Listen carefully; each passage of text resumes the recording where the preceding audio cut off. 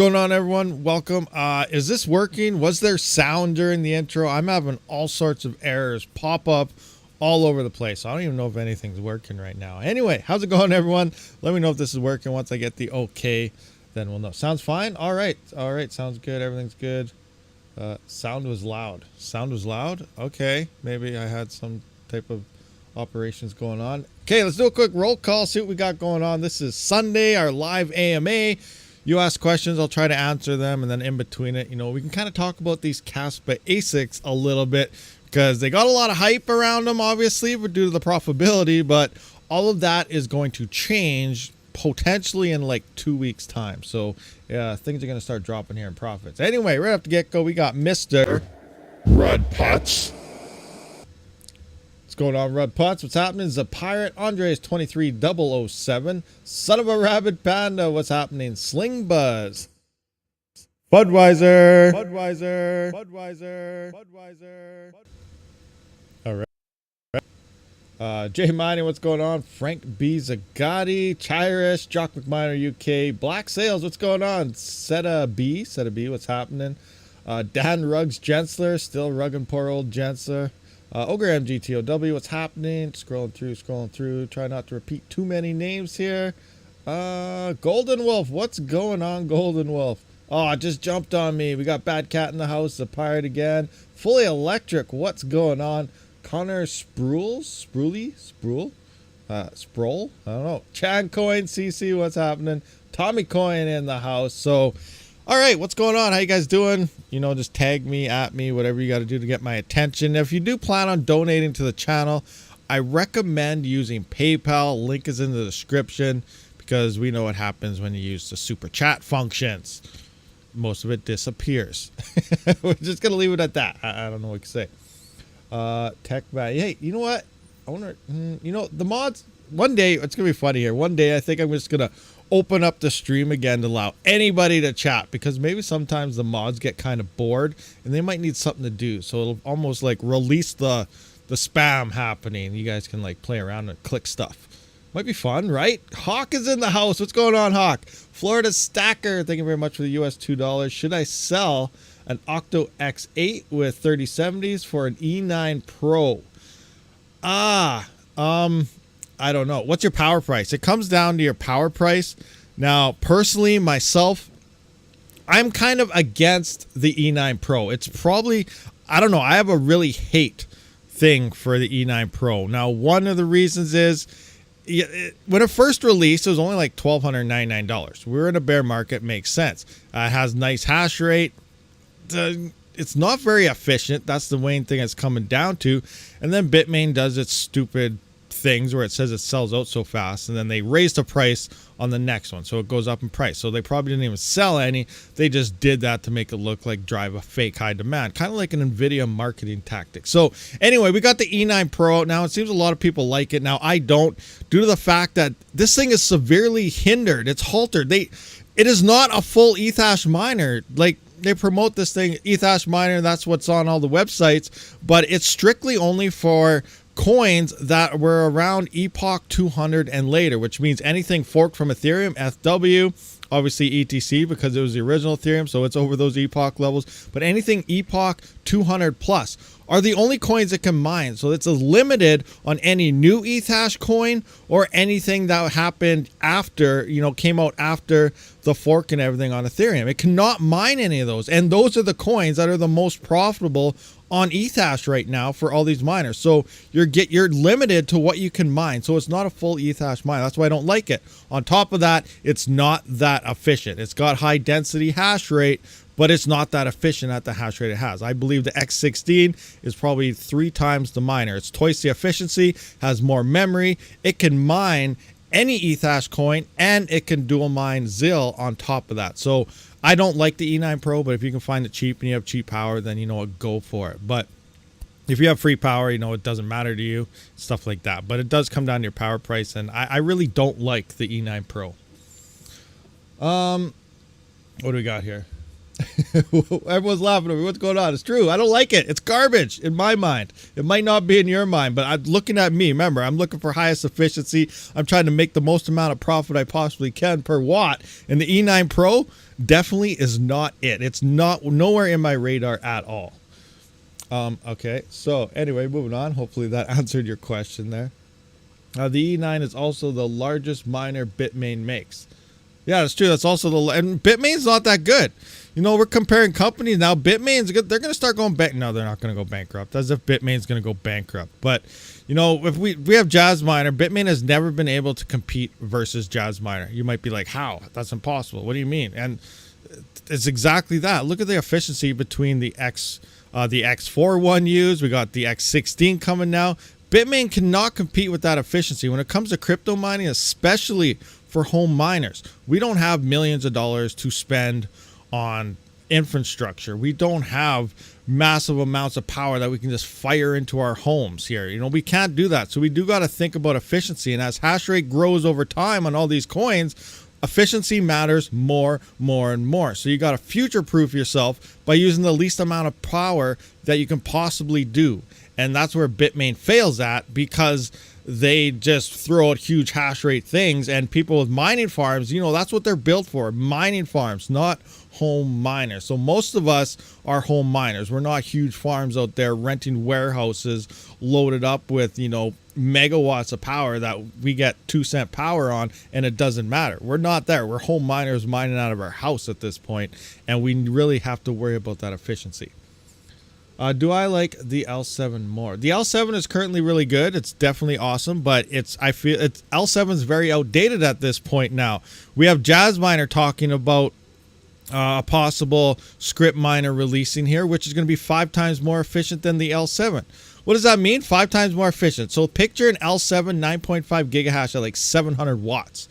That's what a JazzMiner early numbers are kind of sounding like now. The L7 looks like trash at this point compared to that. And that's another thing Bitmain may lose to is JazzMiner and script. We still have rumors of the hash blades. It sounds like they're about a month away till we get to see the chip there. So we're still waiting to see if those things become real or not.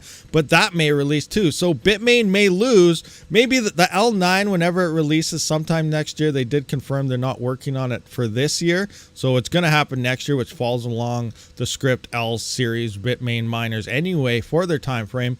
But what if the L9 ends up being the worst miner of the 3 new ones? That's something that'll blow your mind. The L9 is going to be a crazy good miner.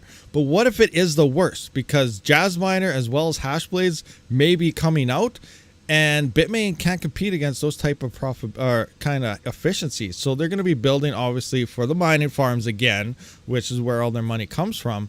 But for home miners, we're going to be looking into Hashblades and probably the JazzMiner script miners, because they're going to be a lot more efficient. So, and this could turn the L7s to either be like $50 L7s coming out soon, or they just may be obsolete, because this could run to a script hash rate explosion. If we have 3 major new miners coming out and Bitmain may be the worst miner, how big do you think the hash rate is going to hit on script? The L3 pluses are going to be dead in the water. Even with free power, they're probably not going to be worth mining. The L7s are going to be like the L3 pluses compared to what's coming, or worse. So we don't know what's happening in the future, so I would definitely hold off and wait till we can confirm everything that's going on. But I would really wait, because you know, like I said, L7s could get very, very cheap very, very soon here, or they just may end up being dead in the water unless you have like 5-cent power or less. So interesting stuff happening moving forward. So an L9 16 gigahash coming out soon. It's not coming out soon anymore. It was confirmed that Bitmain is not doing that. Now, Badgerland Crypto, they did list the L9 last month or something, saying, and I was talking to them about that, and they just did that to let people be aware that that L9 is coming soon. So be very careful on your L7 purchases and stuff and so on.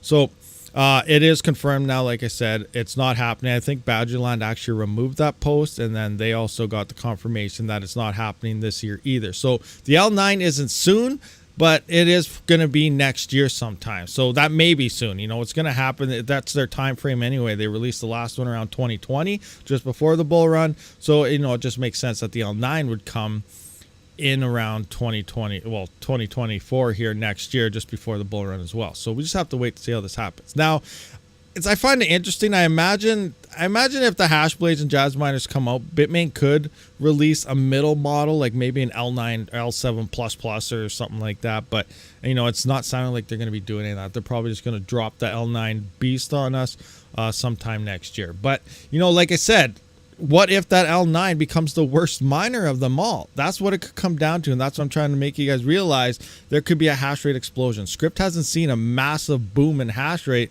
like Kadena has and all these other miners that Bitmain has been releasing lately. So we could see that on Scrypt, and if it does, that profitability is going to drop quite a bit. So it's going to be interesting. It's definitely going to come down to bull run prices. But remember, we mine. Most of the time, we are mining in a bear market, not a bull market. It's in a bear market. So again, it comes down to efficiency. Unless you got cheap free power like Fully Electric over there. Now what do we got here? Bitmain doesn't care about the small miners. They want to sell mining farms. That's why all units are around 3 kilo. Yeah, exactly, for sure. That's where all their money comes from. They have huge orders coming in, millions-dollar orders coming in all the time from those mining farms. It's not about the home miners there. We see these. We wish we could run them and stuff. But again, you know, the big farms are ordering them by the hundreds and thousands. You know, million-dollar orders coming out of the back door there. I think they doubled down on Kaspa. No, that's another thing I'm wondering about. Very good point, that guy. I feel Bitmain is probably definitely doing something here because there is a huge, massive, unheard of FOMO arising around the Kaspa ASICs. Why? Because we've seen the FOMO was huge with the KA3s. You know, when they started releasing, people were ordering, like home miners who have massive infrastructure for a home miner. They were ordering 6, 7 KA3s, and look what happened to the hash rate. It just exploded, and the profitability just dumped down to nothing because they look like $60 to $100 a day on an ASIC. You're like, wow, that's awesome. And then look at it now, like they're hardly making anything, and you can't mine on the damn network anymore without anything other than a KA3 unless you have free power or solar or something like that. But like, because every other miner is pretty much dead, it's not profitable for standard electrical rates. So the KA3 is massive. It's the most efficient, highest hash rate miner for Kadena, and that's what I just finished saying. You want efficiency? The KA3 has everything built into it, and it just destroyed every other miner on the network. So it doesn't make sense to even mine Kadena anymore at that point. You know, if it pumps again, awesome. I still don't know about Kadena. I feel it's just slowly bleeding out, ready to die, but I don't know for sure. Hopefully it does something and comes back, because I got some Kadena coins, you know, from the original KD box and then the KD box 2 and stuff before the KA3s hit. So I got some coins kind of stacked up there waiting, but I really don't know what's going to emerge out of that coin at all anymore. Hey, I am still tinkering with the iPollo Mini SE Plus. Was working fine, but then I replugged it in with the same stratums, and now it hashes for a bit and then 0. That's interesting. Are you on the latest firmware or anything? I don't know. That's weird. I don't know. Maybe it sparked or shorted somehow from unplugging it. I don't know. I'm not sure what's going on there. Question: is an AMD Ryzen 5 5600X a decent starter CPU for mining, or GBP 145? Is that worth it? Not concerned about ROI. I don't even know what is a GBP 145? GBP 145. Oh, is that like the price of it? Oh, that's the price of it for. Now I feel dumb. So I thought that was some magical CPU I've never heard of by some unknown brand of nothingness. But okay, British pounds, gotcha. Okay, so I that's about double the Canadian price, maybe 75% now since the pound went down a little bit. But usually it's about double the price. 5600X. 56. So that, which one is that? Is that an 8-core 16 like the 3700X? So that's just 5600X. Let's just have a look-see at this thing. What does this thing got? So, 6 cores. 6 cores, 12 threads. L2, 3 megabytes. Default. L3, 32. So it has enough for that. Well, you can fully utilize the CPU, so that's one thing. The price range, what did you say it was again? 145, which I plugged in there as 243. I know. I feel that's pretty expensive for that. You're getting ripped off. I think that's That's not much of a CPU for a pretty high price. I think you can find like a 3900X for around that price, probably, if you can find a good deal somewhere, maybe slightly more. So, I don't think I would go on that. But again, it depends where you live. If 3900X is like 3 or 4 times that price, maybe it's worth it. It depends where you live. Everyone has different availabilities, pricing, and so on. Getting ripped off is the new deal. Go for used when looking for cheap Ryzens. Yeah, for sure. XP1. Hey, what's going on? Welcome, XP. Pound. Yeah. Give it a few years to mature, and the price will too. Is still an infant. What's still an infant? What's infant here? What are we talking about? Infant. Oh, Kadena's still an infant. Well, at least seen a bull run once, and it pretty much looked like a pump and dump. But I don't know. We'll see. See what happens there. Very interesting stuff.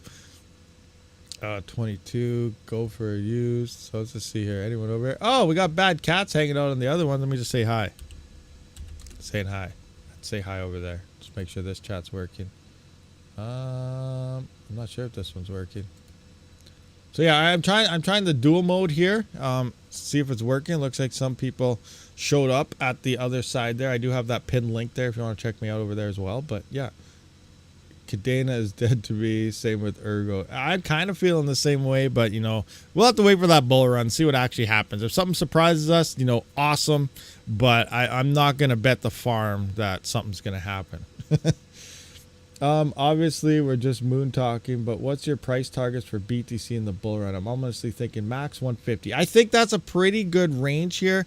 Looking at the other ones, like what was it, 2013, it went from like $100, 120 or something, to what, $1,200-$1,300. 2017 went from, what was it, down to like 2,000 or 3,000, went up to about 17,000, 18,000. The last bull run was, I can't remember what the bottom was there, but then it pumped up to what we saw. What was it, USD? Did it hit 60,000, 60-some thousand there? So I'm going with the 100 to 150K range. I think is a nice, decent bet there for the next bull run of BTC. Now I'm already seeing numbers. I had to shake my head and almost bang my head on the wall. There's a 2023 prediction by some billionaire that says it's gonna hit like $300,000 this year or something. I'm just like, oh my gosh, it's started already. These got to be the stupidest things I've ever heard of. But people FOMO the crap and all this stuff, But yeah, I'm thinking a nice safe bet range for a bull run. I'm thinking 100 to 150K USD range for the next peak. But again, who knows? Maybe it could go higher. It could go to 300. Who knows? We have big names coming in. Now, BlackRock and everything, I know everyone's talking like it's a brand new thing right now. BlackRock, like they're doing their ETFs and stuff now.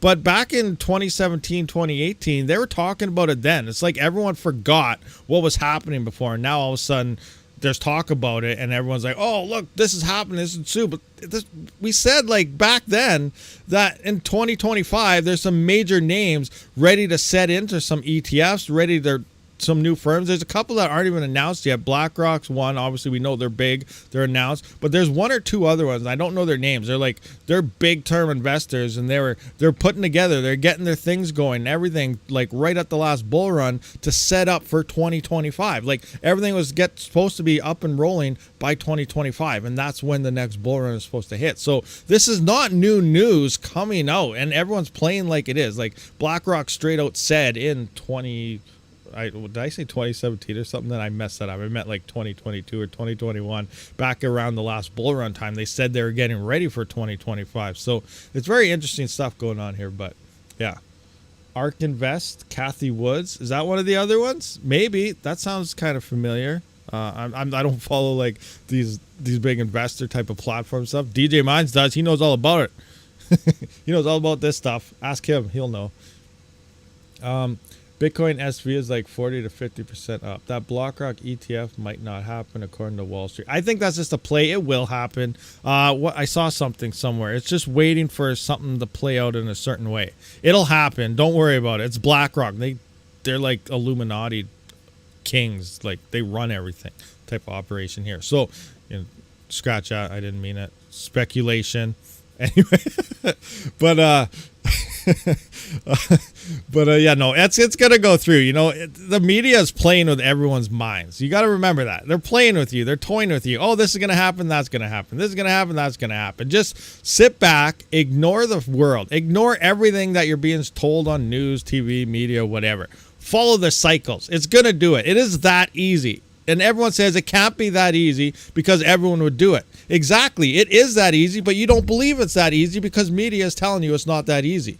So stop being brainwashed. It is that easy. You want to play the long-term game, use the cycles. It happened. Last 3 bull runs was exactly the same. 1 year from the all-time high was the exact bottom. All three cycles in a row. The same cycle played out about around the same month to the all-time highs of Bitcoin. Now that's for Bitcoin. Altcoins are different. Some happen a few months early, some happen a few months after the all-time high of Bitcoin, but the market in general follows Bitcoin, and Bitcoin's all-time highs has happened within the same month every single time, and the bottom has fallen about 1 year, within like 1 or 2 months from exactly the peak down to it. So keep these things in mind, guys. 2025 is going to be new all-time highs. We're going to hit the peak again, and we're going to be followed by yet again another bear market and a bottom around a year from that all-time high. So just be ready for it. It's going to play it out. It's going to happen that way. You know, not financial advice. You know, you can take the word of the media and this happened, FTX did that. Who cares what happened? Something happens every time. Yeah, but it's all playing out. It's doing the exact same thing. Who cares why? You can use daily news and stuff to do some day trading and stuff like that, but to play the long-term game, there's going to be a high and a low every 4 years. Use that to your most advantage. Not financial advice. Anyway, moving on now. The only way you can make those kind of returns is hodling long-term. Well, hodling about 4 years to be exact, actually. So, you know, all-time high comes, sell, wait a year, buy everything back in, wait 3 years, all-time high, sell, wait a year, buy back in, wait 3 years, sell again. You know, it's pretty much playing out that way. I'm going to write a book. How to I don't even know what it's called. I cancel that. Rewind. Which old GPUs you recommend for Kaspa mining? I zero, none. I don't recommend any GPUs for Kaspa mining anymore. You have about 2 weeks left till everything's dead. No, you don't. Everything won't be dead, but the ASICs will still be going good. But when it comes to FPGAs and GPUs and stuff, it's nothing. Don't start investing in hardware on GPUs for Kaspa at this point in time. It's gone. Don't even think about it. You can if you want. You might have free power, but even with free power, even the FPGAs aren't even going to be worth mining. It's going to be like 0.001 cents or something like that. I don't know. Crazy. I remember RTM was at its all-time high, and I told you to sell, but you hodl it all the way down. Yeah, I'm hodling. I don't care. I'm building up that node. That node is making me some cash. You know, every day you think about it, but what's all-time high? Like, I probably could have sold, you know, I could have sold it all and probably would have got like 2 or 3 nodes out of it. Yes, true. But we'll see what happens going into the next bull run. But RTM is probably going to be my retirement savings right there. You know, once they start releasing those futures updates and the assets and everything, it's going to be crazy. I think there's going to be some crazy stuff. But again, it all comes, just like everything else. I say it all comes down to investors. You could have the best thing in the world, but if the investors don't see it that way and the money don't flow to it, then, you know, it doesn't really help anybody out and it's just going to fail. So we got to wait and see what happens where the investors go. But, I'm feeling, if the right people see it at the right time, when they get the assets as well as all the creations and everything going on the chain live, it's going to be crazy. It's going to be crazy because it's opening up the floodgates for any type of dev to be able to build on it. Unlike Ethereum, unlike Flux, unlike all these other coins where things are building on it, but you got to be specific code oriented for each one of these chains. Raptorium is doing it in a pretty much every coder in the world that knows how to code anything knows like Python and stuff like that. It's like a basic code, and Raptorium is building its chain based on a basic code that it now opens the floodgates for every application, not certain applications. So you're going to see people that have massive ideas that could build on something like Ethereum or something, could make it explode even more, won't be able to because it runs on a code and they might just not know that code. But they can take their super idea now and build it in common code on Raptorium. So we could see so many new evolution of apps and stuff happening on it. And that's why I'm bullish on Raptorium, because we're going to have so many more minds having the ability to build on it. So it's going to be crazy, I think. That's why, you know, I'm pretty bullish on it and what's going on there. I wonder if investors prefer to invest in open sources or centralized. That's a very good question, DJ Minds. And it's a hard one to really answer, because the answer might be what no one wants to hear. And it might be the centralized. The centralized is where everything's centralized, where everyone is. You know, you got your banking system, you got your government, you got everything in there. It's all centralized. But that's where whatever is centralized there is what all the promotion goes to. That's where everything goes to. The hype, the promotion, the media, all this stuff goes to the centralized ends because they have means to control it. So as sad as it is to say that, the centralized side of things does have the advantage over the decentralized, because mainstream does not want to move to decentralized because they can't control it. So that sucks. But in the end, hopefully the right people move to where you should be, into the decentralized side of things, which is what crypto was always meant to be from the get-go. It's supposed to be a new money system that's decentralized and undermines the fiat system. That's crypto, to buy and sell goods, to be used other than traditional fiat paper money. So, yeah. Hopefully, you know, most people get back to this. Right now, it's all about holding for Lambos. But that's not why I look at crypto. I look at crypto for using it every day. And that's what I put my farm to, is using my crypto all the time. What gives YouTube that's now 2 ads in the middle of a live stream? 2 ads in the middle? It's on auto thing. I think it's kind of like what Twitch was doing before, where they have like their set thing. I think YouTube kind of switched over to that. And I don't know how the other platforms do. Oh, what do we got? I'm checking out the other one here. I am Bruce. Wattage is terrible on the 5600 3D. Oh, is it? So I am Bruce here over on the other platform mentions the 5600 3D is horrible wattage. 10 million by Bad Cat says 20 million by 2030. 2030 would be a bear market again. 2029 would be the follow-up bull market following the 2025 bull market. So 2030 we're going to be leading back into that bear market again, based on the schedules and everything anyway. I don't know if this thing is pulling chat on both sides though. We'll see.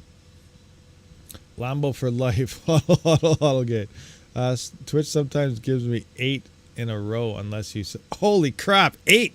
That's a lot. That oh my gosh, that is crazy. That is absolutely insane. That's so much. Okay, so is there any other question? Have you bought from ASIC Marketplace? ASIC I've heard of them. No, I've never purchased anything from ASIC Miner Place myself. I've heard about them. I've never inquired into them or anything either. So I don't really have any information regarding them at all. I know other people have been using them, supposedly. So I don't know. I'd have to find out some more information on that. So I can't really answer on it. Forget Lambos. What is that? Zenvo ST1. Oh, yeah. Is that cool car that was posted somewhere in Discord or something? I don't know. It was pretty sweet, though. Did you sell your Sky Doge when it pumped 750? No, I didn't, actually. I forgot I had Sky Doge. No, I didn't pump that. Yeah, I was mining that thing like, 5-6 months ago. And then quit because it wouldn't get an exchange forever. Now in the exchange, it pumped like crazy. And then I forgot I had it. So, no, I didn't. So, we'll see what happens in the future. It probably died now, didn't it? Sucks. I missed the gate. I have to look into that after this live stream and check it out, but I did not sell it. But, yeah, let's take a look a little bit at these Kaspa ASICs here. So, we got the dashboard here. Let's see what this thing's looking like. Refresh. So, yeah, it looks like we're down to 1360 in the past 24 hours. Total paid is 16,015. And I got an unpaid balance of 1,297. I almost said 12,000. It's like, imagine that, 12,000. I have 2,000 minimum payouts here. How come I'm not paid? What's going on? Pool's broken. Just kidding. Looking at the Kaspa hash rate, we are back down to 1.09. It was just before the live stream, it was at 1.31 petahash here, but now it looks like it dropped back down again. I don't know what's going on with this hash rate. On, off, on, off, on, off. Maybe some more KS zeros are going out for shipment here. You know, it would make sense for that. We still see a constant climb happening on the difficulty chart. But let's take a look at these products. Now, this is very interesting. Now, okay, let me ask you guys a question. I know you guys have seen it all over. KS0, absolutely awesome. Best miner you could possibly have. Do you guys see this all around everywhere? Now, I wanted to do a new video, but I haven't got into it yet because I actually didn't get all the numbers. But I was kind of doing some numbers. Now, would you believe me if I said the KS0 ripped the hell out of off everybody that bought it? Everyone that bought it ripped you off. Like, seriously. Even at $999, it rips everybody off. It's sponsored stuff usually. Yeah, DJ buys sponsor stuff usually. But I was looking at some numbers here, and I know we're looking at this. I mean, 71 watts. It says 65, and then, you know, when I finally hooked this to watt meter, 71 watts. So 71 watt Kaspa miner, 100 gigahash, and it dropped down to $999. You're still paying, like, compared to like the KS3s and stuff. This thing, and people are buying like 5, 6, 7 of these KS0s, right? And I'm like, whoa, I'm starting to do the numbers. That is one of the dumbest things you could possibly do. And if you're one of those, I apologize. I'm sorry.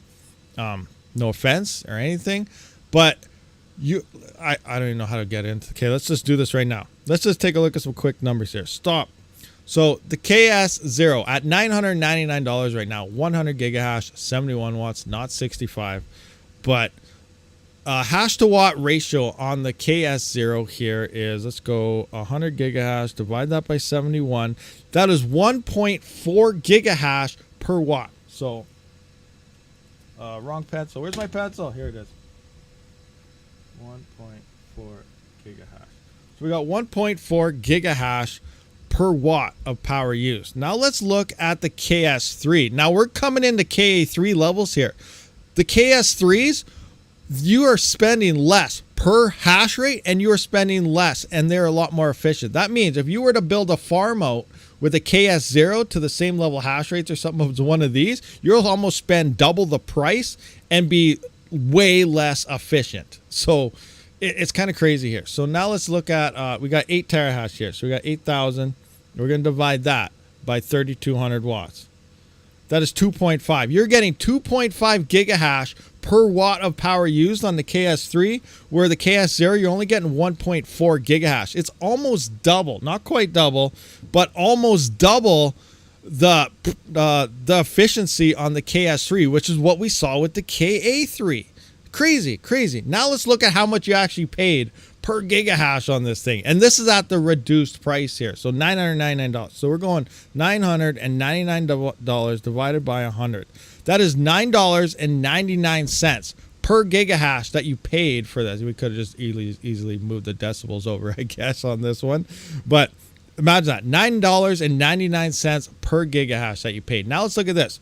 47,800 divided by 8 terahash, so 8,000 gigahash. You paid $5.97, almost 50% less per gigahash. Now everyone's looking at this thing. This thing is a super expensive miner. It costs this much. It costs that much. But it's like a 50% better deal. So if you think you're making mad money on this thing, you're going to triple your profitability because it's more efficient. On top of after your power bill, and the more expensive your power is, the bigger that profitability jump is going to be. And you're also spending way less per gigahash. So seriously, the KS0 is ripping so many people off, and no one ever looks at these numbers. It's all been, this thing is awesome, it's making so much, it's doing this, yada, yada, yada. But if you actually look at it, and if you're willing to like buy 5, 6, 7, 8 of these things, why would you not buy something up here? Like, you're saving money and you're getting a lot more for less. It's crazy. It's crazy. Now let's kind of take a look at some of these. You know, I got to put a dedicated video together about this somehow, but this thing it's raking in the dough from people. Now let's go into here, CPU mining chat, and have a quick peek here. Oh no, where's the right one? Bam, bam. This one, no, this one. There we go. We got that one. So here we are. Now the network hash rate just dropped. We just seen it down to 0.09 again. And I'm going to keep it at 1.3 because it's bouncing back and forth depending on what's going on. So we got 1.3 petahash on the network here. Current price Kaspa, what are you at? 0248. 0248. All right, so let's go 02. It's down a little bit now. 48. Bam. Now I gotta adjust all these actually. Just gonna copy this and paste these in here. Bam, bam. All right, there we go. So now we got the current price of Kaspa and 100 gigahash. You know, obviously this thing is still extremely profitable as a wicked ROI. It's just that, you know, what you're getting for what you spend, you're kind of losing here. But that's the thing about home miners too. You know, not much power. You don't really recognize it. It's not gonna, you know, bankrupt your bill. If something happens to this miner at only 71 watts, you can run it at next to no cost here. So, you know, it has its advantages, even though it's expensive for what you get anyway. So now we're going to come into here and we can see 2,000 KS3s. And we got the Kaspa admission schedule coming in. This is in August. And we're sitting down. We already lost almost 2 million Kaspa per day just based on the block schedule reduction from there. And if you're unfamiliar with the block schedule reduction, this is how it works. So every month it does drop the block reward a little bit every month, and it actually works out to be a complete halving. So you can say it's a reduction, or, you know, however you want to word it. Kaspa actually does a full halving cycle every year. Every year Kaspa is in fact halving, and there's just doing so by a small reduction every month, which does work out to a full halving event. So 1 year from now, we're at a block reward of 207 right now. So on this month next year, we're going to be at, from 207, the block reward will be at 103. It's a full halving event every year based on whatever you want to look at it for, through small reductions every month. So it is a halving event yearly. So we're looking at here right now in 2 months time, 2,000 KS3s. Remember, these things are 8 terahash. Actually, the Bitmain ones are actually, let's take a look at Bitmain here. If you go on the Bitmain website, quick peek. Bitmain's website has the Kaspa heavy hash here. Continue. And they actually changed their date here, which is also interesting. Sold out, obviously. It used to say it was coming out in August. Now it's saying August to September, which means this is pretty much confirmed delay. So everyone that has these normal KS0s to KS1s, KS2s, obviously you want Bitmain to delay as long as possible, because that means their profitability was there. I don't know how many miners Ice River is actually going to have to put on the network, so we might be safe from Ice River. But Bitmain doesn't care. They are going to make as many as they possibly can, because they know people are FOMOing their pants right now. And they're going to buy as many as they can. Well, people that can afford this, obviously, because the probability, though, like we saw what happened to KA3, this thing is like 10 times more profitable than what the KA3 looked like before it released. So the FOMO is strong. So it looks like there's a delay now. It's saying August to September. Usually the tail end of any of their dates here is when it comes. So I'm expecting sometime September for this to actually release. Nothing will probably happen in August. Again, they could surprise it, could release early. Maybe August is for everyone, all their big mining farm buddies to get theirs, and everyone else that's normal people like us, we might see September is probably what's happening. Money talks. We know this. All right, so that's set to be around August. I still have these numbers based on August. I see a bunch of ads here. 3 Apollo SE pluses or 1 Jazzminer X16Q. Are they around the same price? I don't. You remember, if you're looking for X16 and stuff, anything from Jingle Mining, you can DM me, and I can get cheaper shipping prices than what's located on the website through a direct sales tie. So I can get you better prices than what the website is actually telling you when you go to your checkout. So if you are looking for those, DM me in Discord or something, and we can get some better prices for you. But I would probably go with the X16s, because the efficiencies on the X16s is just unheard of, unreal. It's crazy, unreal efficiency. Okay, what do we got here? So we got 100 terahash. Right now we're at $33. Now, I want to ask you guys, how many KS3s do you think Bitmain are going to release when they release? Is it going to be a 500? Is it going to be 1,000? Is it going to be 2,000, 5,000, 10,000?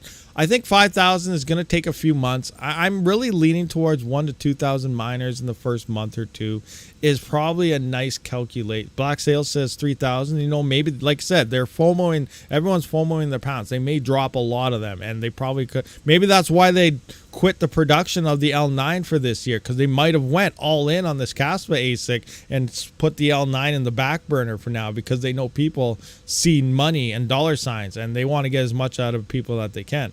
So, yeah, you know, it could be 2,000 to 3,000. I don't have the numbers for 3,000. I should do that. You know what? We can definitely do that. Let's go 3,000. 3,000. 1, 2, 3.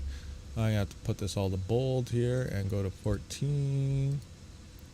That didn't go to bold because I failed. Bold 14. All right, so 3,000 miners. That does equal. So we got to go. Where's Bitmain's big bad boy here? Kaspa heavy hash. So 8.3 gigahash. So 8,300. We're gonna times that by 3,000.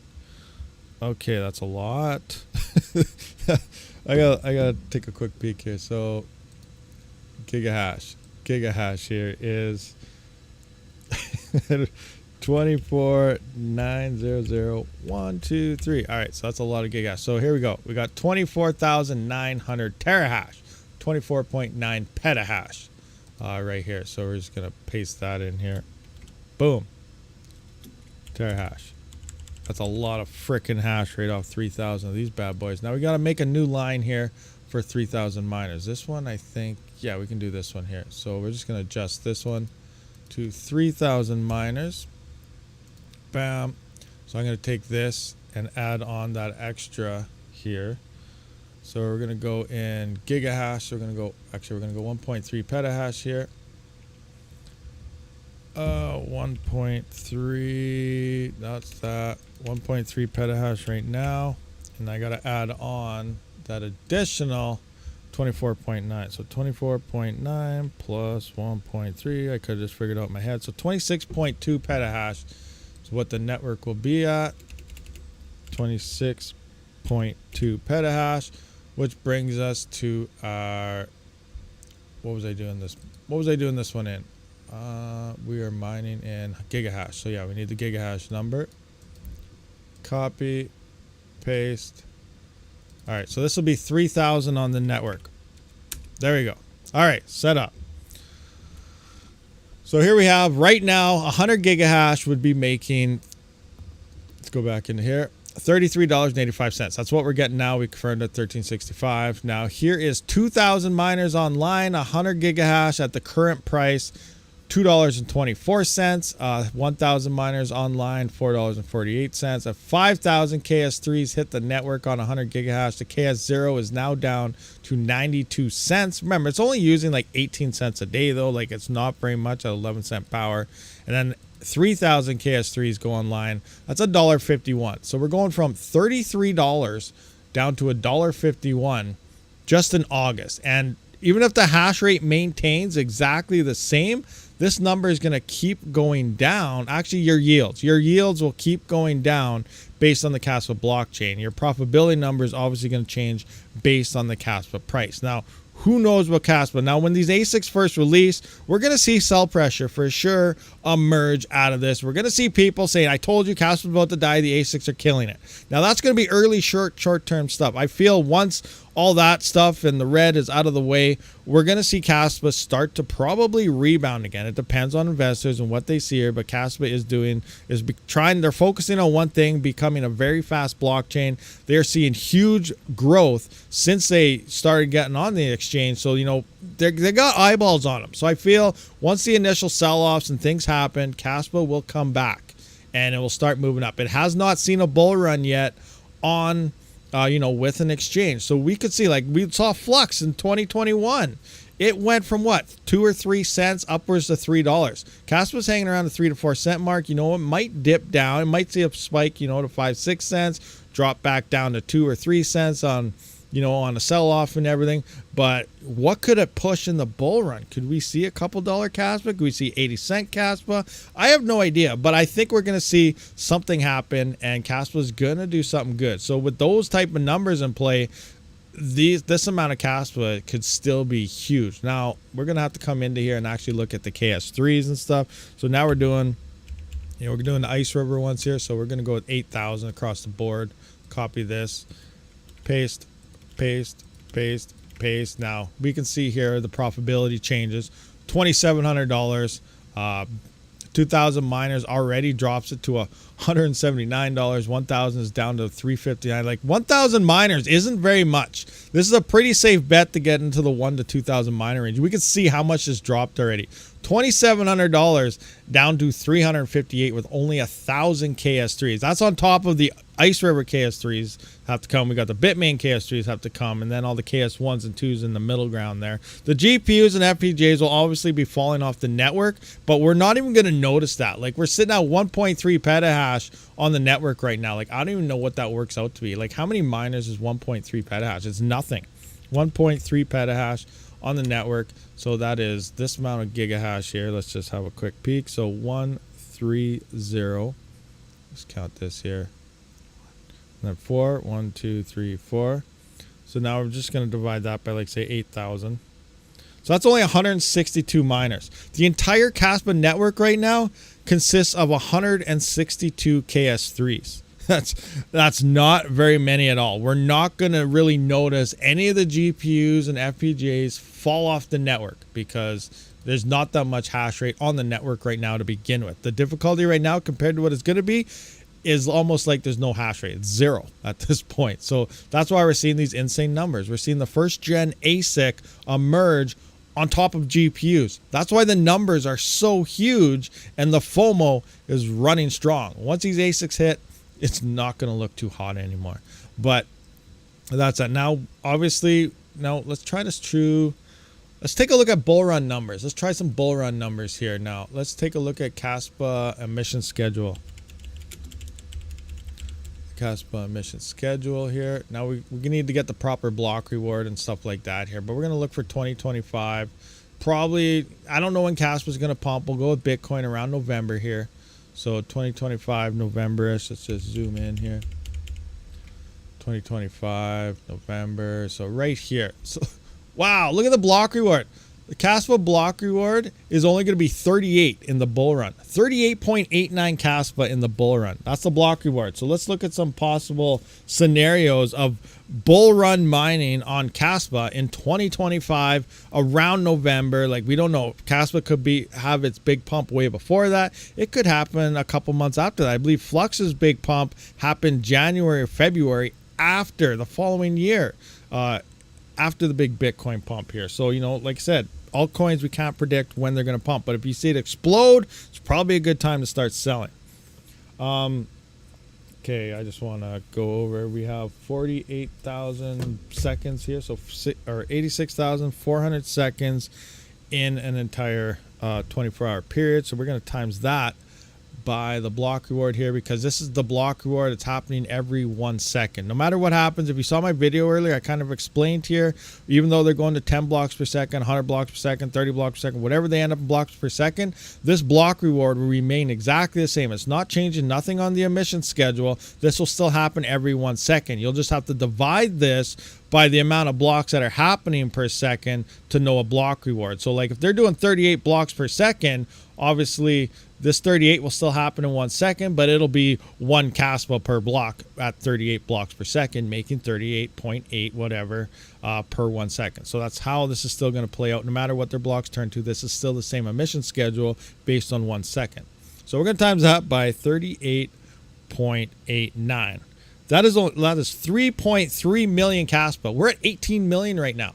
So let's just make a new line here. I'm going to adjust this one to Kaspa 2025. Okay, heavy hash. So daily Kaspa. Did I already do this already? Oh, I might have already did this one and not even realized it. 096. So here's our Kaspa emission schedule. This is 2025 emission schedule on Kaspa. Right now we're at 17.8 million per day of Kaspa. There's only going to be 3.3 million per day in the bull run. So now here's the big. Let's just go back to keep it easy with the 8,000. We need the current price of Kaspa. Actually, look at that. At 6 cent Kaspa, we can already see the KS0 is at $37. $37 just from the block reward reduction.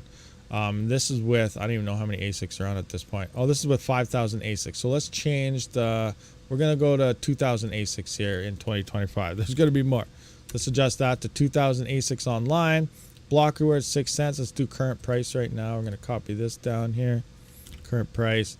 Bam. So at the current network with 2,000 ASICs online, current price, Kaspa, the KS3 is making $37 a day bull run block reward time. Now, what is the price of Kaspa going to be in the bull run? This is where we're speculating 100%. What could the price of Kaspa hit in the bull run? So, guys, let me know. What's the price going to be? What do you guys figure this price will hit in the bull run? Kaspa, we're going 50 cents, 40 cents, 30 cents, 15 cents, $5, $4, $2. I don't know. What do you guys think? I can't predict the future here. I can only predict Raptorium is going to make about $3,000 a day per 3900X. I'm just kidding. I didn't say that. Red Putt says $5. Let's see. $5 Kaspa. That's going to be insane. I don't even want to put that in because that's going to cause more FOMO. I'm just kidding. Well, let's check it out. Let's check out $5. We'll go through them all. We'll do them all. You know, we can wish. $5. We're up to $7,500 at $5 Kaspa.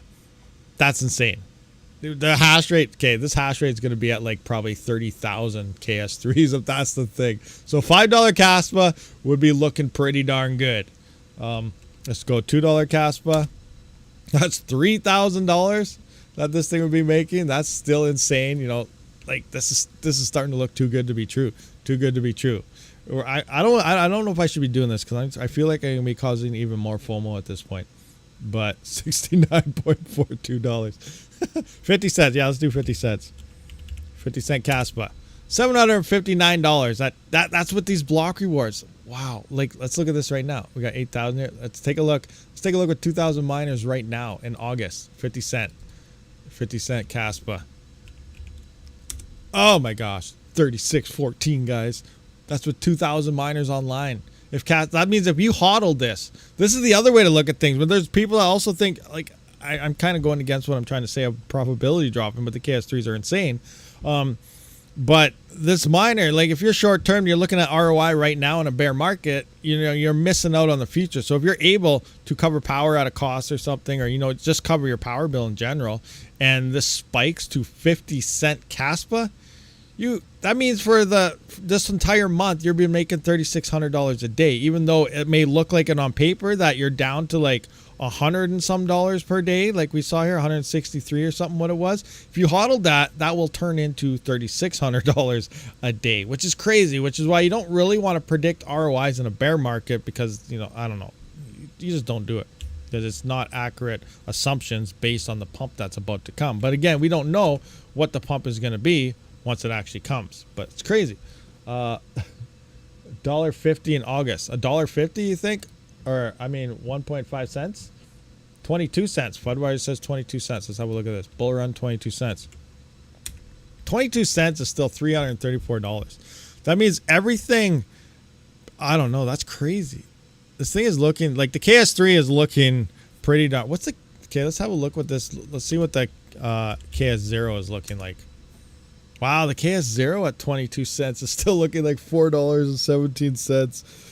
Oh my gosh, that's crazy. But, you know, by the time this hash rate hits, like we did that on 2,000 miners in 2025, I don't even know how many miners will be online. If these numbers stay consistent like this, people are going to be stacking up. We're going to see 10,000 miners online. What do you think? 15,000 miners online by 2025? Like, that's another thing. These are two numbers we don't know. One, how many freaking miners are going to sell by this time and get turned on? And two, what is the price of Kaspa going to be? These are very large uncertainties, but we know the profitability is going to dump. But we just don't know the other two aspects by how much and what the offset of the price increase is going to be moving into the next bull run. Crazy stuff here. Crazy stuff. 0 miners by 2025. Okay, well, profitability would be absolutely insane that if no one's mining it in 2025. But if no one's mining it in 2025, we won't have any validations. And, yeah, the project ceased to exist. $4, 100%. Fully electric figures $4. You know what? Yeah, could be. What's the schedule on that, actually? Does it have the total? I just got to scroll up here. Total mined, 1 month. I don't know what total mine. So this would be a total mine. So it's, stop. So 2025, where are you? So 2025, go to November here. So total mine, this amount, by $4. What's that give it for a market cap? Like, that's insane. This one right here, I mean 49. So I think my calculator is going to error on me. 26, 683, 589, 589, 126. Times that by 4. So million. So that's 106 billion. That seem right? 106 billion. $106.7 billion at $4 Kaspa. That, in theory, almost... What's the market cap of Bitcoin right now? Bitcoin market cap.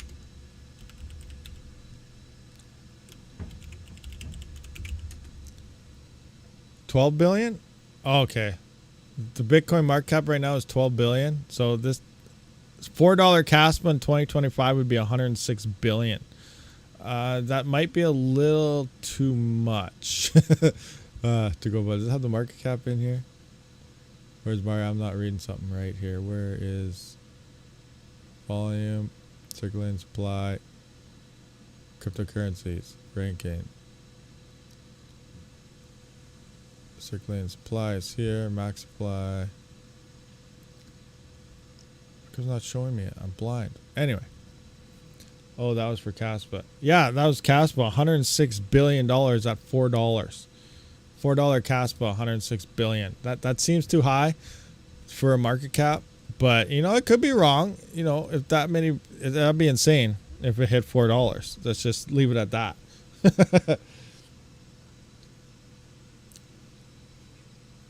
Latest Star Trek. What? There's a new Star Trek movie? What's the latest? Whoa, I didn't go back. I love Star Trek. What's the latest Star Trek movie? What's going on here? What is the latest Star Trek movie? I'm unaware of this. Let me know. Does Kaspa play any burn functions? No, I don't think there's any burning as well as I'm aware. It's just a super fast-tracked halving schedule. Not a reduction. It's an in fact halving schedule going on in that because it does have every single year. So, you know, obviously whoever was into it CPU mining very early, the block reward is 500. We're down to 207 right now, and we're like not even a year into it. So it's crazy. It's very fast halving schedule going on here. That's because, yeah, very true. It only has 21 million. Yeah, I get that. There's a lot more coins on Kaspa, which pushes it to that. But then if you're going by market cap and stuff, that's a lot of coins that have to be bought and all that stuff. But yeah, it's still crazy.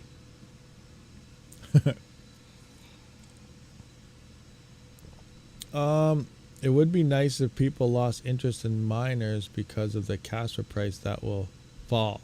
But yeah, it's hard to say though. Like I said, like we expect it to fall. It's gonna. Kaspa will have a dump originally. Once you know, it's not gonna be instant. It might be a couple weeks, maybe a month or two after the big ASICs hit, because people will start taking some profits and stuff. But you know, and then we're gonna have the people pointing fingers. I told you, Kaspa's ruined it. You know, ASICs killed Kaspa. Yada yada. It's gonna happen. Be ready. Be prepared for it. And everyone's gonna fall into it and blah blah blah. But I think Kaspa price will recover after the initial sell-off because, you know, it's growing so fast. It's crazy. So, again, I could be wrong. It definitely could be wrong. But, you know, we'll just have to wait for the bull run to see how it plays out. But I do feel Kaspa is going to see some sort of price explosion, temporarily at least. Maybe long-term. We'll have to wait and see what happens. But there's definitely going to be a lot of money made there for some people. So why did Kaspa sell out to the big ASICs? They didn't sell out. It was originally in the whole, right from the get-go when they sooner released. It said right at the start, it's going to be CPU, GPU, FPGA, ASIC. It's in the timeline. Now, a lot of people they're not sure, you know, why would you go ASIC? Why would you do this? And it comes down to, if you are a coin dev, and there's been a lot of people talking about this lately, but as a coin dev, you got to think on their perspective. GPU miners, CPU miners, so on.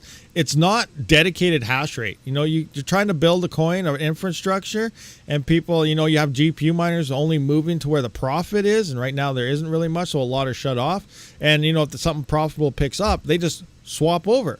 You know, Ergo, this happened to Ergo, even though they were warned so many times because they built their difficulty adjustments like Bitcoin, where it took like 2 weeks or a week and a half or something to adjust the difficulty based on hash rate.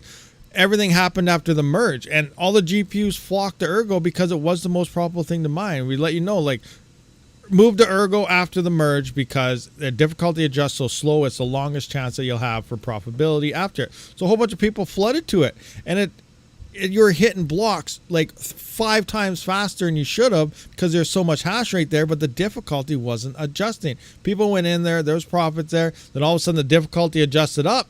What happened?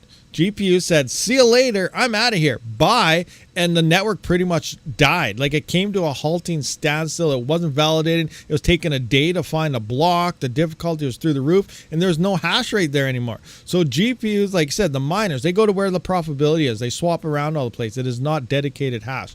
So now you move into these ASICs and stuff, and the devs are going to get this dedicated hash where it's going to stay on cache. Depending on your power price, you might have to shut off because it's not going to become profitable, but they're going to have a lot of hash rate securing the network, and they can work with that and keep increasing and working on their blockchain because they don't have to worry about the hash moving elsewhere. So that's the big advantage actually of having ASICs, is its dedicated hash rate for their specific coin. So, you know, as lot of miners, GPUs, and normal residential miners, you know, we hate things like that because now you got to get more expensive equipment, but that's what it's for. The devs love it. The devs hate miners. As much as they tell you that they love you, they don't like you. And a lot of coins that say how much they used to love GPU miners and CPUs and so on, they're slowly trying to make it look like they're still saying that, but they're kicking you to the side. Look at Furo. Look at Neoxa.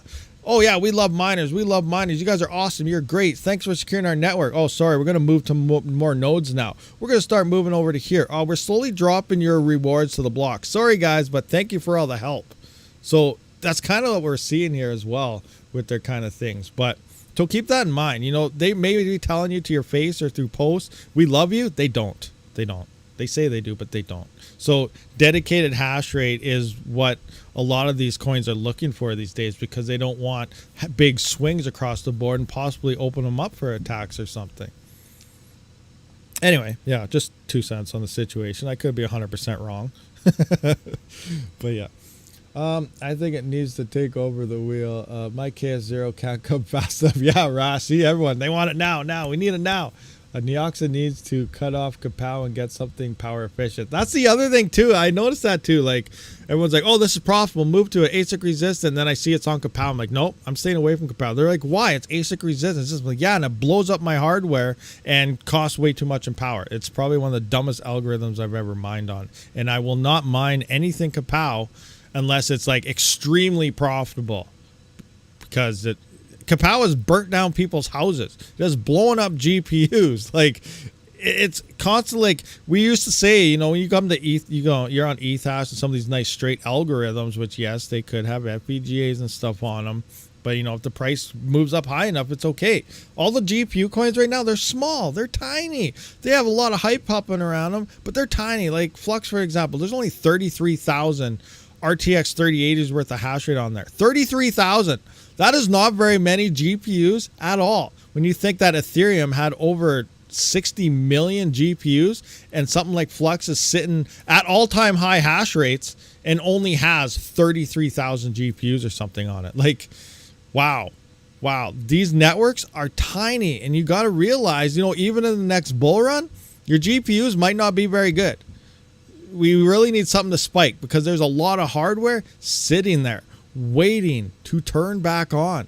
What's going to happen? Say we see, like, you know, coins explode. We're getting $5 a day profitability. Now finally people are like, hey, I'm going to turn back on. But because those coins are so small, that $5 a day profitability is most likely going to drop back to the negatives because there is so much hardware waiting to turn back on. It's crazy to think about the hardware that's off. There's millions of GPUs waiting for something at least 60 to 70 cent profitability. Everyone's describing, oh, we're at 13 cent profit. Yes. People aren't turning on to wear and tear their GPUs for that. So these are things you got to keep in the back of our mind. That's another situation we don't know about, though. How many of these actually sold off and got rid of their farms, threw them in the garbage or something? We don't know. Now, we might think, oh, the sell-off is happening, it's gone. But if miners are buying the GPUs, it's not hardware that's coming offline. It's hardware that's going from one miner to another miner and it's going to come back. So that's not hardware. That's not what miners need right now. In order, I feel the best case scenario for GPUs to become good, like they're going to become profitable, you know, a little bit and stuff for sure in the bull run. But to actually get some profit levels, the bottom line is hardware needs to disappear. Shut off, quit, get smashed, run over with tanks. I don't know, but there's just too much of it out there because Ethereum brought in an unprecedented amount of hardware that all the other coins at all-time highs altogether don't even account to a fraction of what Ethereum was by itself. We're still dealing with that. You can get all the hype train you want on how great it could be again next bull run. I really don't think it's going to be.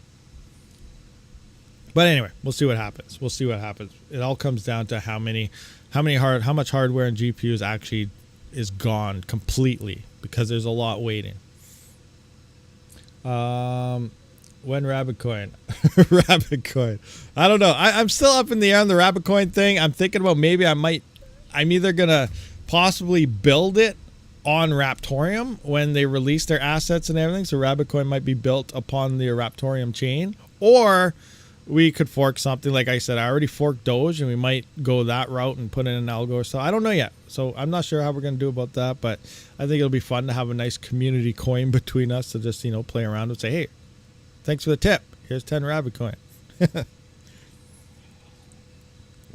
Or something like that. I don't know. We'll see. Kapow. No, it is not going anywhere near Kapow. Rabid coin and RTM for the win. Rabid Panda coin. Dan Ruggs Rabid coin. Oh man, here it starts. Dan Ruggs Rabid coin. Fire coin. Yeah, there we go. Not to 8-ball. How to mine GR on GPU, please? Chocolate Miner UK. The 8-ball says might actually be yes. You got to use what's it called? Wild Rig. You can mine Raptorium with Wild Rig on a GPU. I forgot about the 8-ball. Yeah, we got a magic 8-ball in there. Where is Dan Ruggs? I don't know. Dan rugged himself. He's out of here. He's like, hasta la vista. Craziness stuff, guys. Oh, Dan Ruggs is back. Oh, he's back. There he is. You heard us talking about him. He's back. He did not rug himself. Now he's going to change his name. Was on the phone. Oh, he's on the phone. I see. Reef the sea forever. What is going on, Reef? What's happening? What's going on here? No other chats over there. So yeah, you guys, I do have a pinned comment up there.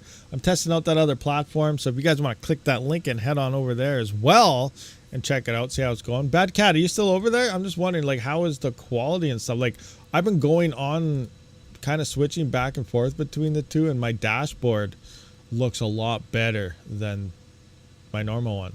So that's crazy. You know, maybe I'll just go stream all the time there only and just leave this to what it's best for in videos. I don't know. We'll see what happens though, but I don't know. Dashboard and stuff looks pretty sweet.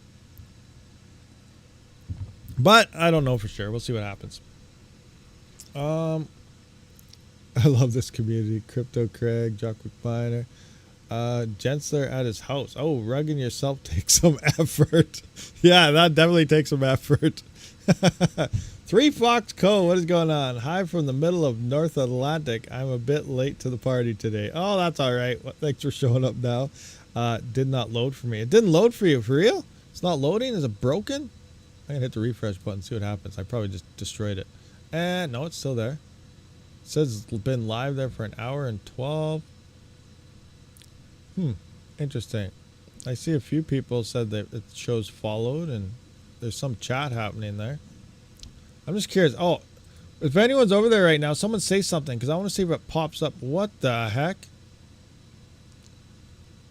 I'm going to refresh this for a second.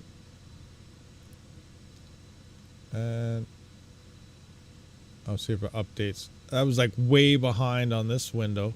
On this other thing. I was like, well, what is going on? Okay, now it looks like it caught up.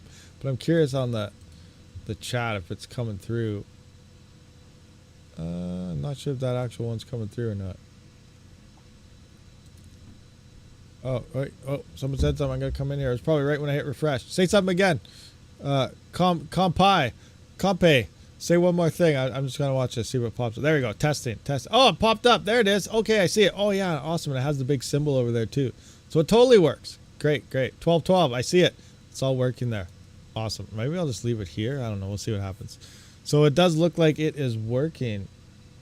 How does this? Nope, that's not working. That's not working.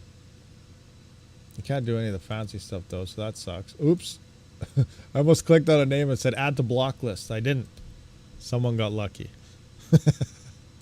Crazy, crazy. Alrighty, things look like it's working, so that's good. Okay, yeah, back into here. Dell XPS 15.6 inch 3.5K OLED touchscreen laptop, 13th gen Intel, what? 32 memory. 1 terabyte SSD, platinum silver. You need BotRix for doing all the fancy stuff. BotRix, what is that? I gotta look into that. I gotta write that down, see what it is.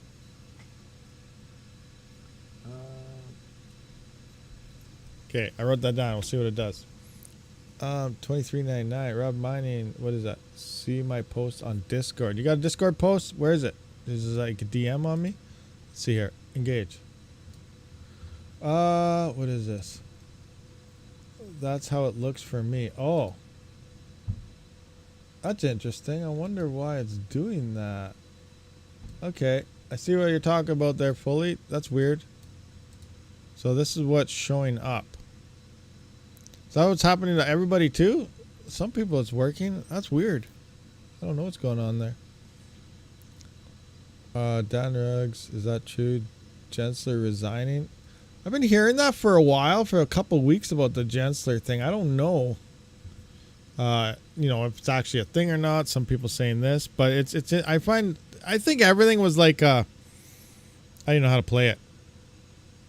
It was all planned, ready to roll. Like seriously, we have Gensler and everyone coming in here like with cannons and fireballs and fire, just destroying everything they can get their hands on. And then meanwhile, obviously in order to sell, you need a buyer and all this stuff. So now we have the big guys coming in. They probably bought up everything at discounted prices, and now they file for all these ETFs and everything. And all of a sudden, okay, Gensler, thank you. Now you can leave, and yada yada yada. And I don't know. It was probably a big playbook from the get-go. A manipulation thing. And crypto rumors hand in hand. Yeah, a ton of rumors. We'll have to wait and see what happens. You know, I'm still like, I don't know. I can't get over all the articles. You know, just like with XRP. XRP is gonna win. Oh, they're gonna lose. Oh, they're gonna win. Oh, they're gonna lose. Oh, they're gonna win, but it's gonna be a loss still. Or they're gonna lose, but it's still gonna be a huge win. And like, oh my gosh, like every day is totally separate article, totally saying something different than the previous one, and I just quit looking at all that stuff. Yeah, exactly. These people are all XRP ROI never. Oh, crazy, crazy, crazy. It's AI setup. Yeah, totally. Huge AI setup, massive craziness, thingamajigger stuff. It's working for me, but I use Mozilla to be able to change quality and sound. Nothing is showing up in Google Chrome. Okay, so it might not work in Google Chrome there fully. It might be browser dependent. What you got going on there? Possibly, maybe. Got to stockpile some XRP. I used to have some back then when it pumped to like $3 Canadian. I remember I got like 16 cents and it went to like $3 and something. And then I didn't sell it. I was like, okay, this is cool. And then it's never recovered. Ever. Peppy W to the moon. No, not Peppy W. There's a new Peppy in town. If you were unaware, maybe you missed yesterday's live stream. A Peppy to the moon. So let's take a look at this. A Peppy right here. We can see it. Boom. So there's Peppy, Peppy Pow, and now we got A Peppy. This is what I got my rigs on right now. A Peppy, A Peppy, A Peppy to the moon. Let's do this. Pool blocks. So yeah, here. So look at it. So here's me hitting blocks. So this one here was me. That one's me. That one's me. That one's me. That one's me. That one's me. Oh, 3 in a row. That one's me. Got one here. Got one here. Got one here. Yeah. So we're smashing blocks in A Peppy. It's, you know, fun times. Doing some A Peppy block smashing.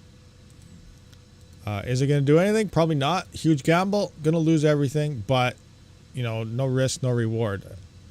I've done this a few times in the past, And you know, sometimes it pays off, sometimes it doesn't.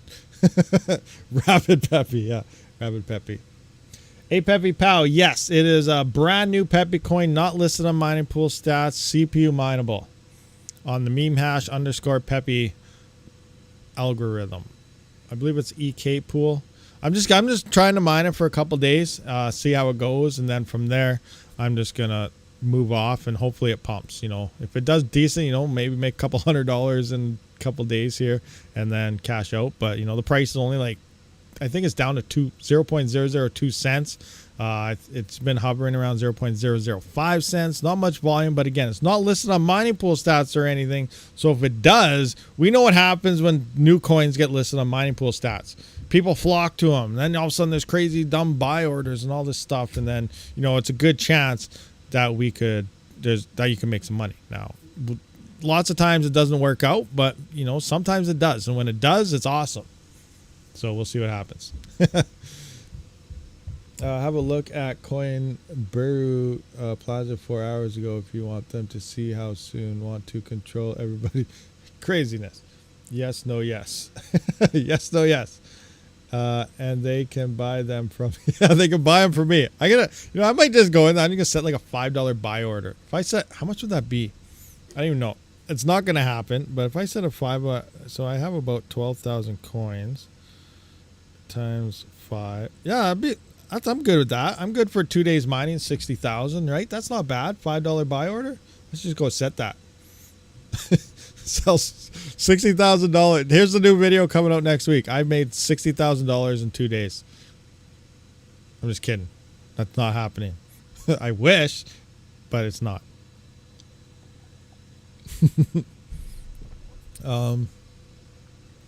Saw everyone griefing your precious kapow, and I had to go.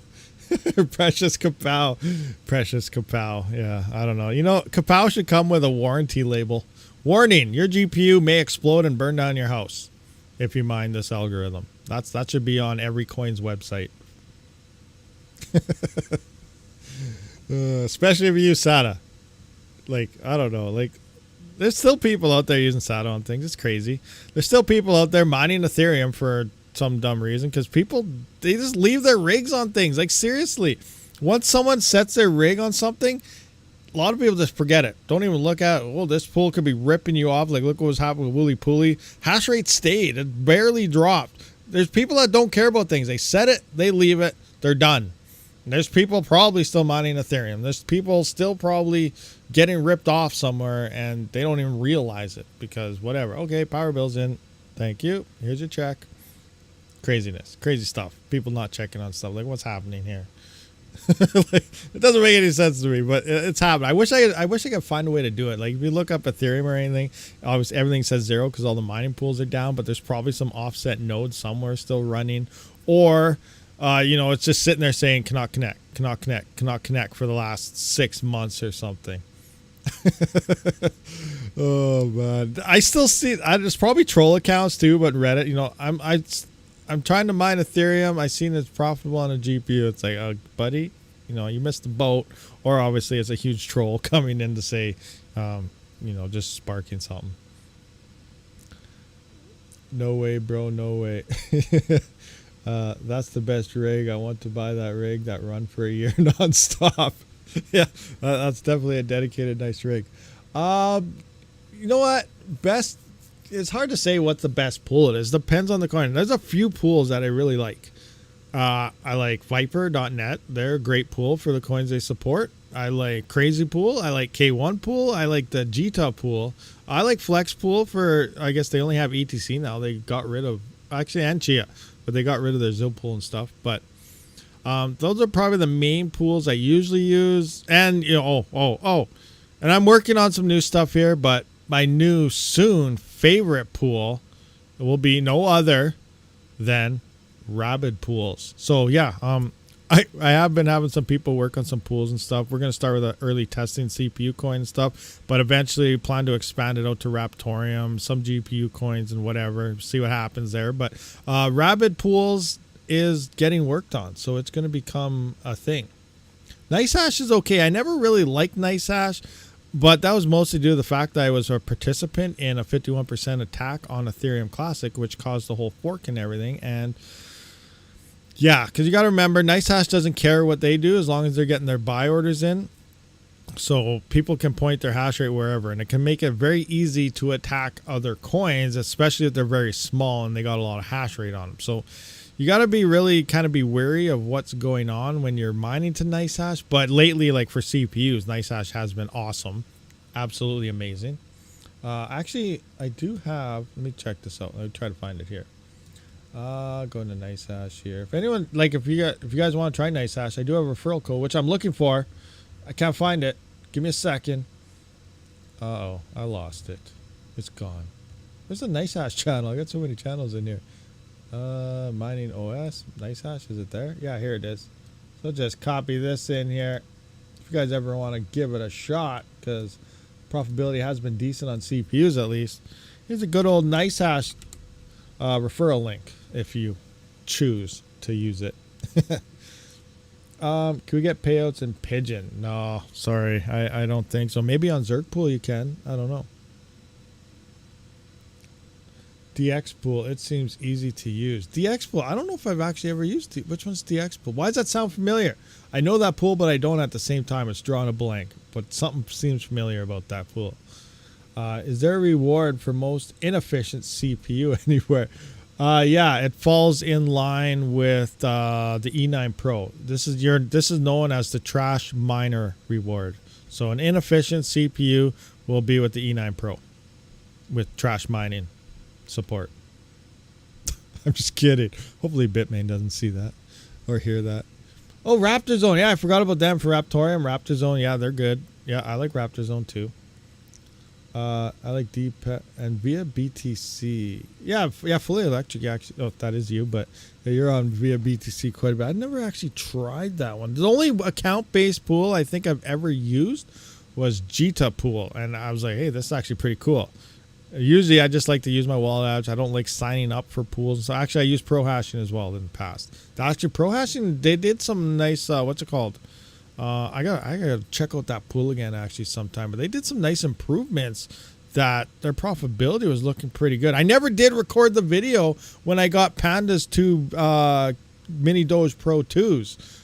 I know he did. I never did record because I got 3 in the mail one day, right? To test. I was supposed to get 1. I got 3. I was like, well, where'd these other 2 come from? And then Panda found out that 2 were supposed to go to Panda and they sent them to me instead. So I had 3 Mini Doge Pros and I actually did some pool testing for Script to see, what's a good pool. I put 3 different miners on 3 different pools and I never did record that video, but Pro Hashing was like neck and neck, and I think even a little bit better than Litecoin Pool was. And I've been heavy in the Litecoin Pool for a long time now as the best pool for Script. But Pro Hashing was, I think, beat it. And I think actual unminable for Script getting paid out in Doge was a little bit better than Pro Hashing. I got to go back and look at my screenshots and stuff because I had screenshots and everything set and everything to record.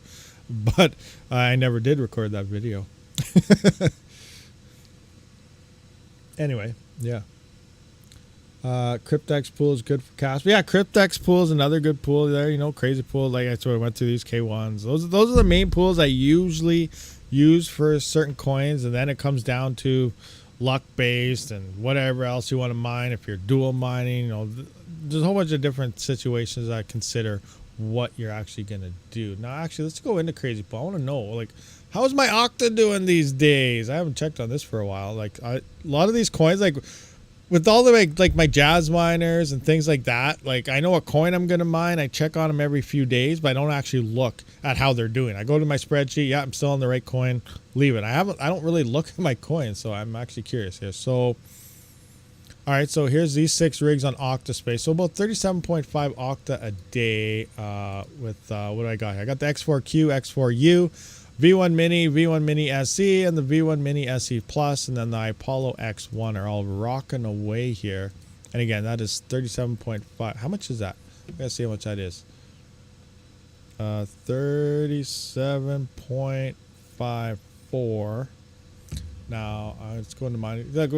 I'll show you. This is like my daily schedule. Well, not daily on this, but So every couple of days with my CPUs and stuff, this is what I do daily type of thing. So we'll just kind of run through what I do in my operations. So now I'm going to go into here. I'm going to go to the JazzMiner ASICs, wherever that is. JazzMiner Apollo coin. So I got my little coin list of just the Apollos and stuff. And I'm going to see, you know, what's currently the best coin to mine and what are things looking like. So now I'm going to come under here. I'm going to look at Octa. I'm going to do some updates and see where we should be sitting at. So right now we're sitting at 21.2 cents. So I'm going to adjust Octa here to 21.2 cents. It looks like it went down a bit, 21.2. We're going to take a look at the quick network here. I'm going to move this over so it's closer. Network's at 1.33 terahash. Whoa, it went down. 1.33 terahash. So I can see here from the last time I checked and updated this, the hash rate dropped. So that's a good sign on my part for higher yield. So it looks like we should be getting 42. I am actually down in the yield department based on this. So then I move to my next thing. I'm going to let it run for a couple days. I'm going to watch it closer and see if might have to move my pool or not. But we don't know. So I'm going to go back into here, do some further investigations. I'm going to look at the past months, the last few days. Okay, we can see that I usually am. So it could have been a luck-based thing here. We can see that I usually get about 42, 42, 38, 34. Oh, this is when I put my X1 and stuff back on there. Okay, so that's making sense. So things are looking kind of like making sense now. So I think we're okay within my numbers. So 42, yeah, there we go. So yeah, 42, and there we're in the 40s. So that's about $9 a day is what this should be making with about 3 gigahash, 2.8, 2.9 gigahash, actually 2.86 gigahash here. $9 a day on these. I'm using about, I think I'm using about $8 a day in power, $7 a day in power. Not 100% sure. Actually, no, wait, these are only like $4 a day. I gotta go to my spreadsheet now. Where's my ASICs? 3.3, 17, 496. Okay, so I'm using $4.69 a day in power. As you can see here with all my mini SCs, I got it set up in this one. So there we go. So we're making about $5 a day there. That's sweet. Now we're going to go over to Quirk Chain. Let's see how Quirk Chain's currently looking like here. QUIR. Quirk Chain. Let's see what you're looking like for us. You're currently at, let's move up to here. That's the staking side, so 47.4, 47.4. Well, they dropped. All right, 47.4. We got some profitability drop in here as well. We're gonna enter that in. What do we got for a price range? 00861, 008. Price went up a little bit since I last checked this. Awesome. That's still $8.91, so it's slightly lower than Octa. Let's check out the Metaverse. I go to Metaverse. Hey, we're checking out the best Ethash coins for jazz miners right now. In case anyone had the question. What am I doing? Metaverse. Metaverse. There we go. We're sitting at 8.99 gigahash. So what are we at here? 8.99. Oh, what the heck? Oh, it went way down. Metaverse is way down. Let me take a look at this again. Yeah, our hash rate's way. I gotta go to my calculator for this now. 8.99 gigahash. 8.99. All right, so mega hash. Let's adjust this down. All right, so let's see what's going on here. Boom. Holy crap. Okay, Metaverse might be where I got to go. Wait, let's update the price first. 00806. 00806. Holy jeez. What? You guys see that? Look what we just found out. Look at Metaverse. $12 a day. Okay, I got to move my rigs here soon. I'm going to watch to see what's going on. Maybe something's happening. Maybe a halving event happened or something. I don't know. Block reward might have dropped, but it's now looking like Metaverse is profitability is where it's at for daily profits right now. So we're at $12 on my farm for that, for my Jazz Miners and Apollos. All right, moving on. Let's see what we got for ETC now. ETC. Take a look at ETC. ETC is at 144 terahash. Up a little bit. ETC gained a little bit of hash rate since I last updated. Price is at 20.20. Oh, it gained some nice price here as well. So 20.20. Oh, ETC is up to $6.53 on the farm. FW, what are you looking like for us right now? FW. And 14.86, 14 point, okay, it's up slightly, but not much, 14.86, and the price is 211. Went down a little bit to 11. Bam. And now Alerium. This was a good coin for a little while in terms of profit. Small coin. But let's see what it's looking at now. 75.98. 75 point. Whoa, it's way up. 75.98. Ooh, it's like doubled in hash rate almost. Okay, what's the price at? 00848. 00 went up a bit. 00848. And it's only at 4. All right, so we have a new. So I'm just gonna. Bam. There we go.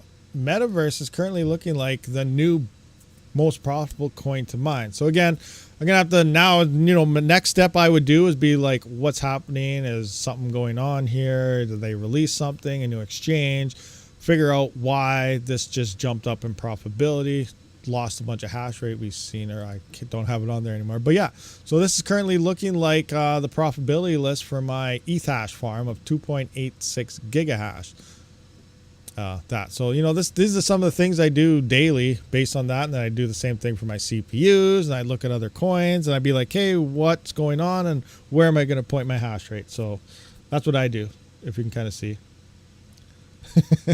Kind of see what's going on there. Oh, we didn't even look at the ZIL aspect yet, so let's now adjust this into ZIL mining. How much are these things making in ZIL? So we're going to go into ZIL here, turn these on.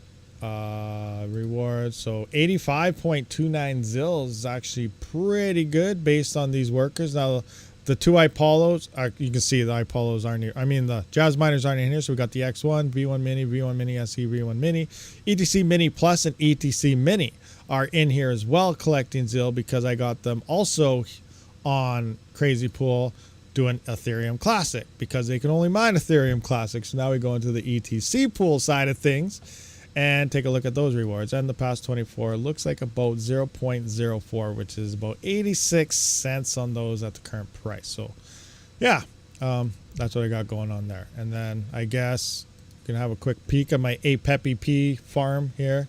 So if we look at the CPU farm, we can see all the CPU rigs. Oh, what's going on with this one? Oh no, L44 rebooting. That's okay, we're good. So here's the CPU farm running. And we're rocking about 168.1 mega hash again on AAAWAVE. Totally kind of rocking on things. So yeah, here's that big epic beast. Look at that epic. That thing is look at beast mode here. Like 128 cores, 64 cores, 128 threads. Just it's a beast. Thing's a beast. But yeah, that's that stuff. Anyway. Do you buy every miner every month? Every miner every month? No.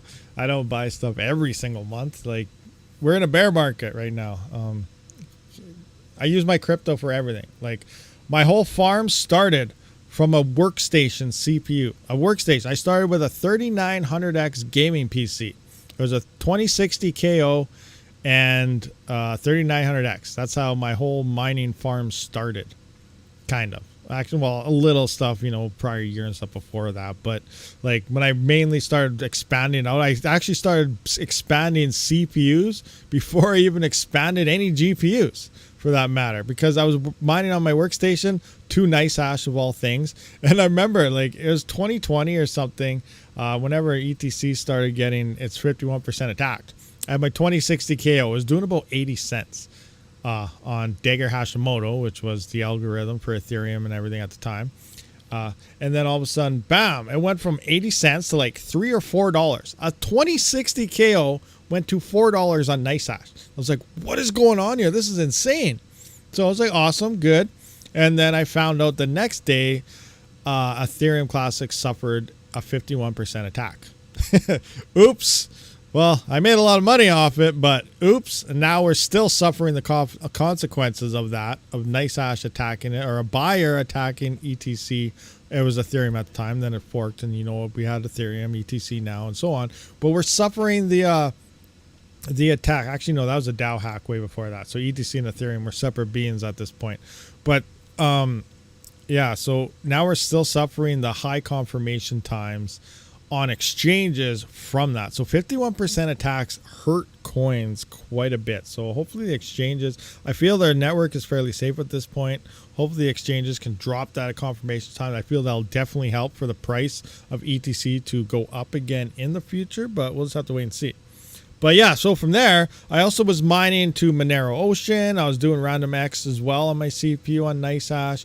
And then I went to directly mining Monero and then also moving to Monero Ocean. And that's how I built my first dedicated CPU mining rig, was 100% paid for by Monero through my workstation gaming PC. It took about a year. So now I had a gaming PC and I had a dedicated CPU rig side by side. And that pretty much doubled up my ability, because now I start, you remember, I don't look at the single entity and say, how much is this one thing in ROI? I'm not going to get anything else until that ROI. I look at my farm. My farm covers the cost. Like I say, when I mine crypto, I use my entire farm's ability to pay for things, whether it's groceries, my mortgage, all sorts of stuff. I mine and use my crypto all the time. I'm not hodling it in the background waiting for a Lambo or something. I'm using my crypto. That is crypto's intended purpose. So now I have these two rigs. I have a dedicated CPU rig. I got my dedicated part-time workstation, because I also have my YouTube gaming channel going on at the same time. I started my gaming channel first before the mining channel. So I'm making videos, playing games, dedicated my CPU mining rig, awesome. So now, instead of 1 year of XMR to build another dedicated CPU mining rig, I took 6 months, half the time, to build that. And then as I kept slowly expanding into CPUs, I was up to 6 or 8. I was building I could afford to build a new CPU rig every month or so at that point, because my farm was covering the cost, and it gets faster and faster. And then Ethereum and stuff started exploding. Then I started expanding out my GPUs and stuff and doing that and going from there. So I used all my crypto. I never used out of pocket money except to buy my original workstation. From that point on, my whole farm that you see now bought and paid for with crypto only. So, you know, it's very interesting, the evolution, and then you turn it into a business and you just keep going from there. And that's what my crypto is used for. So I look at mining farms. People say, oh, what's the ROI on that? What's the ROI on that? Now I look at my mining farm, like I just got that Epic the other day, and people are like, the ROI is 10 years, never. It's never going to pay for itself. It's zero. So I'm like, well, you know, I don't even answer the comments like that. I say, I just, you know, thumbs up, check mark, or say okay or something like that. But, you know, in reality, if I really do the numbers, my entire farm will cover that Epic in about 62 days. 62 days, that Epic is fully paid off from my CPU farm by itself. So in theory, my ROI is only like 2 months on a big Epic like that. So, no, by itself, yeah, but if you look into individual hardware, you're losing. You got to look at your farm. You got to stack it up. Oh, 13 cents here, 80 cents there, 50 cents there. If you ever looked at what is 80 cents times 40? What is 80 cents times 60? You know, what is 80 cents times this? That's what the numbers are as you expand, not looking at something small and little and one, you know. So, and then also, you know, look into bull runs. What coin that you're mining, what are you going to swap into? What could see a huge explosion? You can now turn that into like a 10x or a 50x. So there's lots of different ways into this. And like I just showed you, you know, I did that, just what we did with ETHash there. I do on all my mining hardware. Where should I point my rigs? Where should I do this? Because I am not loyal. And this is what kind of goes into that ASIC chat we just had with Kaspa. I'm not loyal to a coin. I don't care what they're doing. I don't care what's going on. I go to what is going to give my hardware the most amount of money. That's where my hardware goes. That's where I go. That's how I expand. That's how I grow like that. And I go through my spreadsheets almost daily. I go through everything and I see where should my hardware be. And I don't care what coin it is. I care what's going to give me the most. So yeah, my 2 cents. There's a little Rabid rant going on there for everyone that's still in this live. Wow, we still have 90 viewers, 44 likes. We're almost 2 hours into this live stream. That's insane. My throat is getting very dry. But yeah. Just gonna go through the last few comments here. We probably are gonna have to wrap this one up. And yeah, if you guys aren't in Discord or anything, be sure to join up. A lot of fun, hang out, have questions, ask stuff. But we're gonna wrap this one up. We've been here for quite some time. I don't want to take up all you guys' weekend here. I believe July 4th is coming up for you guys there in the US.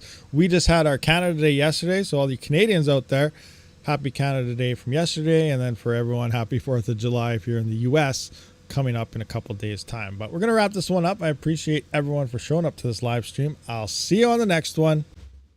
Rabid out.